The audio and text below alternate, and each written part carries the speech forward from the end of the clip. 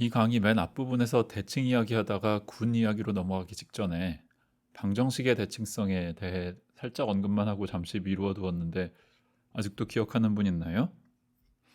여러분들 중에 방정식의 대칭성에 대해 생각해 본 적이 있는 분들이 얼마나 있는지 모르겠는데요. 우선 몸풀기 삼아서 고등학교 수학 범위에서 예시를 하나 들어볼게요.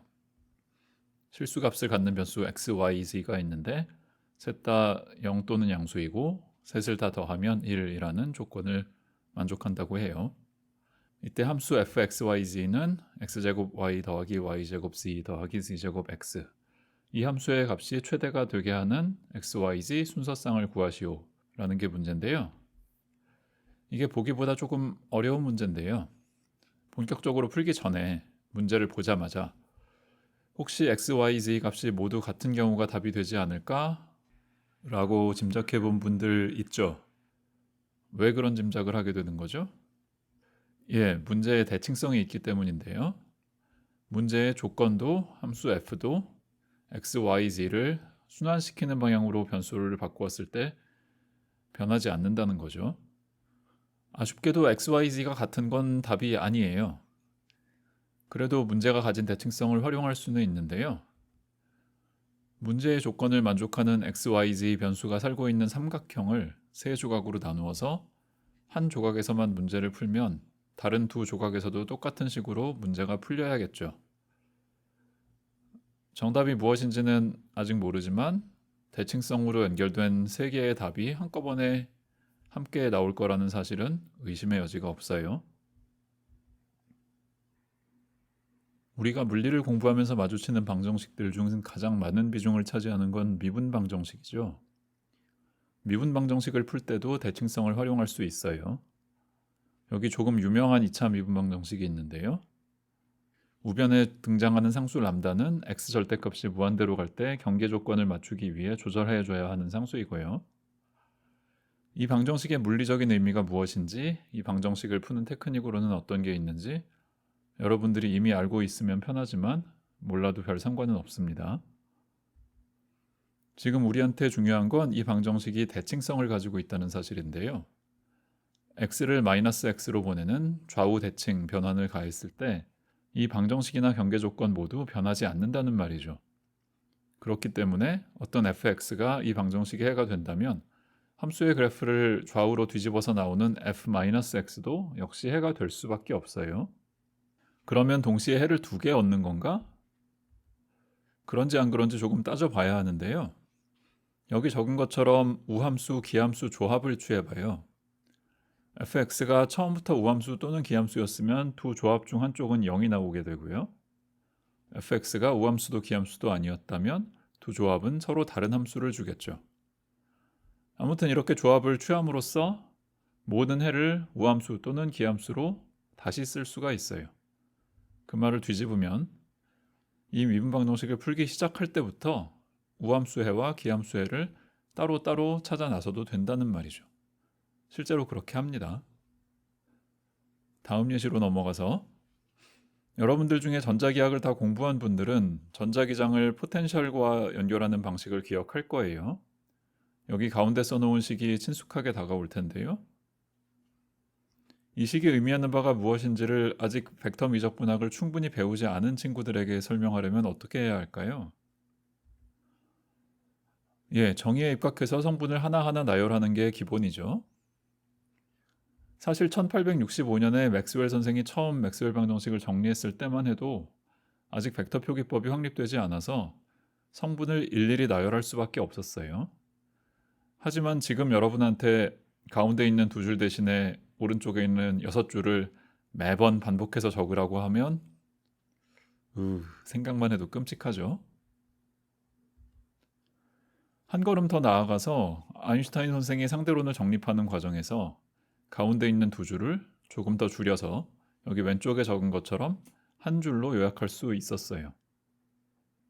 자, 그런데 전자기장이 대칭이나 군이랑 무슨 상관이 있느냐? 맥스웰 선생 시대의 물리학자들도 공간의 회전 대칭을 직관적으로 잘 이해하고 있었겠지만 회전 대칭성을 효과적으로 나타내는 벡터 표기법을 만들기까지 시간이 조금 걸렸단 말이에요. 상대론이 만들어지는 과정에서는 시간도 포함해서 4차원 시공간을 생각하게 되었고요. 우리가 전자기하기나 상대론 교과서에서 스칼라, 벡터, 텐서 등의 개념을 접하게 되는데요. 대칭성의 관점에서 보면 스칼라, 벡터, 텐서 모두 하나의 군에 대한 서로 다른 표현에 해당이 됩니다. 여기서 표현, representation은 이 수업의 큰 주제 중 하나인 전문 용어임을 기억해 주세요.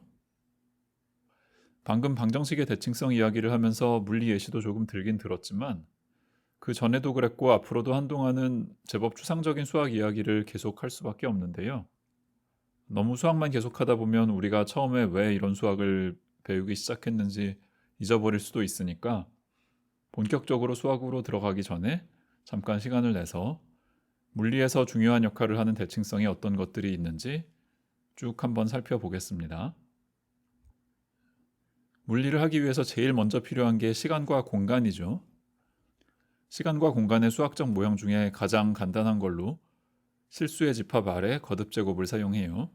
공간 3차원만 떼어서 보면 R 3승인데 이건 유클리드 기하학에서 사용하는 공간과 사실상 같죠. 아무 물체도 놓여있지 않은 텅 빈 시공간이 가질 수 있는 대칭성은 잘 알려져 있어요.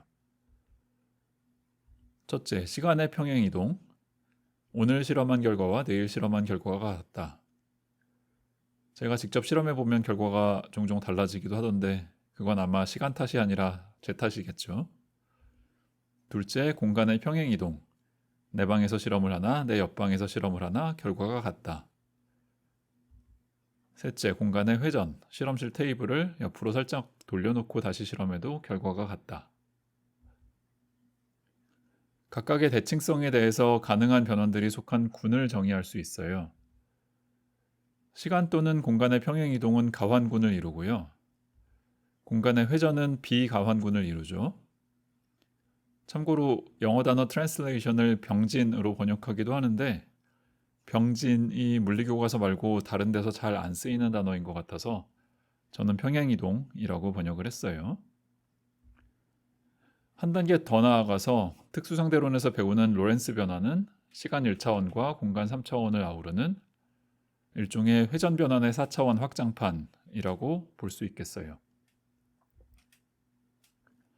시공간 모형을 그대로 둔 채로 방금 본 것과 조금 다른 대칭성을 이야기할 수 있는데요. 평행이동이나 회전이나 공통적으로 항등 변환에서 시작해서 연속적인 방식으로 다른 변환들로 옮겨갈 수 있죠. 수학적으로 말하면 실수 변수로 매개할 수 있는 비가산 무한군이 되는 건데요. 항등 변환에서 연속적으로 도달할 수 없는 변환도 생각해 볼 수 있어요. 하나는 공간 뒤집기, 영어로 parity 변환이고요. 다른 하나는 시간 뒤집기, time reversal 변환인데요. 두 변환의 물리적인 의미는 전혀 다르지만 수학적으로는 둘 다 순환군 C2에 대응된다는 점에서 닮은 점이 있습니다. 텅 빈 공간에만 계속 있으면 심심하니까 원자와 분자를 도입해 볼까요? 양지역학에서 수소 원자 문제를 푸는 걸 상상을 해보는데 잔뜩 복잡한 계산은 다 덮어두고요. 대칭성에 집중해 보자고요. 먼저 무거운 양성자가 딱 자리를 잡는 순간 공간의 평행이동 대칭성은 더 이상 자유롭게 써먹을 수가 없죠.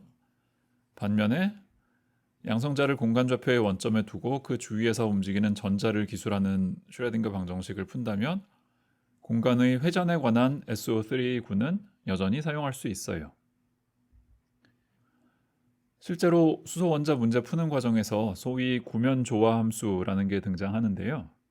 이 구면 조화 함수 역시 공간의 회전 대칭을 기술하는 SO3 군의 표현 이론의 자연스러운 결과물로 이해할 수 있어요. 이쯤 되면 왜 물리교과서에서 표현 이론을 정식으로 소개하지 않는지 이해가 안 되기 시작하죠. 원자에서 분자로 넘어가서 딱 보기에도 대칭성이 있어 보이는 분자의 예시로 메탄을 들어볼게요. 그림이 조금 허술하지만 수소 원자 4개가 정사면체의 꼭지점을 하나씩 차지하고 있고 탄소 원자 하나가 정사면체의 중심을 지키고 있는 거예요. 이 분자의 물리적 특성으로 진동, 회전, 전자의 에너지 준위 등이 있는데요. 어떤 특성을 공부할 때나 대칭성을 활용할 수 있어요. 이 수업에서 배운 범위에서만 봐도 정사면체의 꼭지점들을 서로 맞바꾸는 순혈군 S4가 뭔가 역할을 해야겠죠. 이 메탄 분자에 있는 총 10개의 전자들 중에 2개는 탄소 원자 근처에 바짝 붙어서 묶여 있고요. 나머지 8개가 탄소 원자와 수소 원자 4개를 연결하는 화학 결합에 기여하는데요. 이 바깥쪽 전자들의 에너지 준위를 설명하는 방식으로 흔히 sp3 혼성 궤도라는 말을 쓰는데요. 탄소 원자 하나만 있었다면 전자 8개를 스핀 업다운 4쌍으로 수용하기 위해서 S궤도 하나와 P궤도 3개를 모두 사용하면 되겠죠. S궤도와 P궤도의 에너지 준위는 다르고요. 반면에 정사면체 형태로 배열된 수소 원자들의 영향을 고려하면 대칭성 때문에라도 궤도들이 재배치가 되어서 4개의 전자가 모두 같은 에너지 준위를 갖는 혼성 궤도, 하이브리드 오비탈을 형성할 거라고 짐작할 수 있어요. 저 혼성 궤도의 정확한 에너지 준위 값이 얼마인지 구하려면 계산을 한참 해야겠지만 궤도 4개의 에너지 준위가 같다는 사실 자체를 추론하는 데는 대칭성만 있으면 충분한 것 같네요. 역시 대칭성 최고. 근데 말이죠. 방금 제가 한 이야기 중에 궤도 4개의 에너지 준위가 모두 같다는 말, 엄밀히 따지면 틀린 말이에요. 제대로 계산을 해보면 아주 미세하지만 4개가 3개와 하나로 나뉘어서 에너지 준위의 차이가 있어요. 그리고 우리가 앞으로 표현 이론을 공부해 보면 왜 3개와 하나로 나뉘어야 하는지도 이해할 수 있게 됩니다. 원자 개수가 아주 많으면서도 질서를 잃지 않는 물리계로 고체를 들 수 있죠. 고체물리 교과서 앞부분에 보면 편의상 고체를 이루는 원자들이 수학적으로 완벽한 격자 구조를 이룬다고 가정하는데요. 그러면 한 원자를 하나의 격자점에서 다른 격자점으로 옮기는 평행 이동을 기술하는 구는 정수 Z의 3승이 될 거예요. 물론 진짜 고체는 크기가 유한하니까 모든 정수값이 다 나올 수는 없고요. 유한하면서도 수학적으로 다루기 쉬운 격자를 원하면 보통 주기 경계 조건, periodic boundary condition을 요구하는데 그러면 평행 이동이 이루는 구는 순환군들의 곱이 되겠죠. 격자의 평행 이동과 관련해서 고체물리 교과서에서 블록 정리라는 게 나오는데요. 수식으로 쓰면 여기 보시는 것처럼 쓸 수 있는데 제 생각에는 블록 정리를 이해하는 가장 세련된 방법 역시 평행 이동을 기술하는 군의 표현 이론 관점에서 보는 겁니다. 자세한 설명은 때가 되면 하기로 하고요.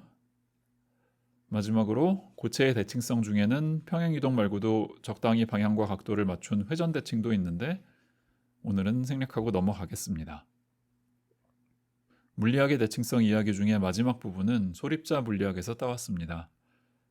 입자물리 표준 모형에 따르면 강입자, 하드론은 모두 쿼크로 이루어져 있는데요.